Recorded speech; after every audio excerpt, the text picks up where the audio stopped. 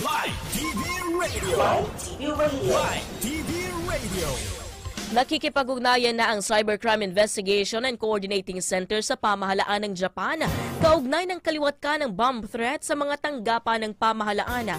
Natukoy na umabot sa 7 ahensya ng gobyerno ang nakatanggap ng bomb threat tulad ng Department of Environment and Natural Resources, Department of Science and Technology at Department of Education Division Office sa Bataan at lokal na pamahalaan ng Iba, Zambales at Cebu.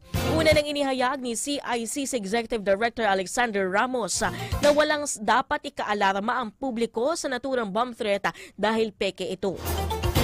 Sa kabila nito, naaalarma ang National Bureau of Investigation sa naturang mga bomb threat. Ayon sa NBI, nakikipag-ugnayan na sila sa Japan Police Attaché at iba pang law enforcement agencies upang matukoy ang pagkakakilanlan ng nagpapadala ng bomb threat na nagpakilala na si Takahiro Karasawa.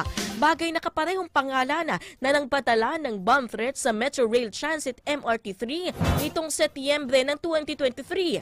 Habang may tuturing ng Armed Forces of the Philippines na cyber attack ang mga pinadalang bomb threat sa mga ahensya ng gobyerno.